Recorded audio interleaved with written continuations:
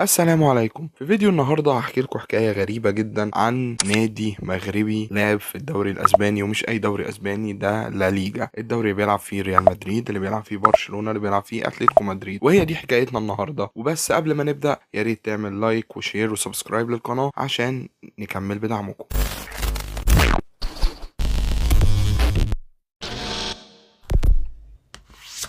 دلوقتي زي ما انت قريت في العنوان ان فعلا في نادي في المغرب لعب باسم او بصيغة كده خلته يلعب في الدوري الاسباني. ازاي ده اتحصل؟ ببساطة شديدة جدا، ان اسبانيا كانت محتلة المغرب، ففي اجزاء معينة كان تم احتلالها من قبل اسبانيا، تم انشاء فيها اندية كرة قدم، ومن الاندية دي نادي كمل لحد دلوقتي وبيلعب في البطولة المغربية لحد دلوقتي، بل وخد الدوري 2014. عرفته؟ عرفته انت كده.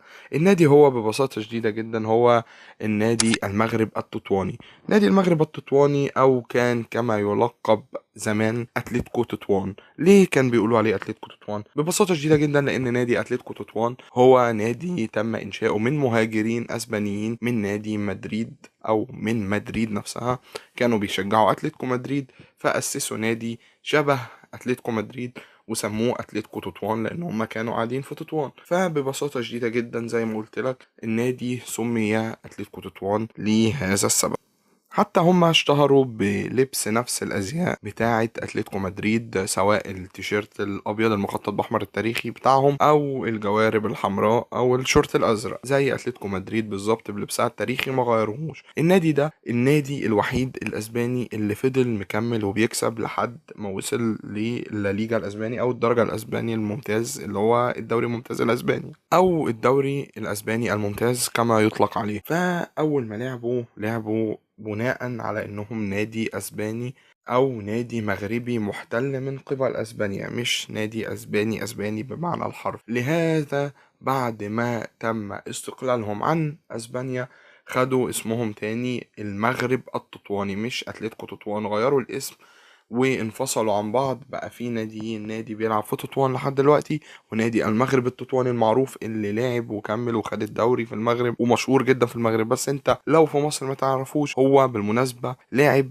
قدام الاهلي في مناسبات كثيرة، ولعب قدامه في دوري أبطال إفريقيا، وقدر يقصي النادي الأهلي. والنادي الأهلي لعب كونفدرالية في السنة دي. بالمناسبة هي دي سنة مميزة جدا للنادي الأهلي لأنه خد الكونفدرالية فيها. بالتفصيل بقى عشان نبدأ مع بعض، نادي المغرب التطواني إما كان أنشئ عن طريق نادي أتلتيكو تطوان. هو نادي أنشئ 12/3/1922 من أطراف شخصيات أسبانية مقيمة في تطوان بتشجع أتلتيكو مدريد زي ما قلت لك، وبيلبسوا زيهم. وكمان عملوا نادي كورة لأن هم لقوا الشعب المغربي بيحب كرة القدم جدا، وبيعتبر يوم الحد في تطوان عيد، لأن هم بيلبسوا أزياء مخصصة إن هم يشجعوا بيها، وبيعملوا أجواء خاصة في المدرجات. فقال لك ليه ما ننشئش نادي يجمع الثقافة الإسبانية بالثقافة المغربية، ويبقى اسمه نادي أتلتيكو تطوان. وأتلتيكو تطوان في الموسم 51-52 لما صعد ليجا في أبرز إنجاز في تاريخه،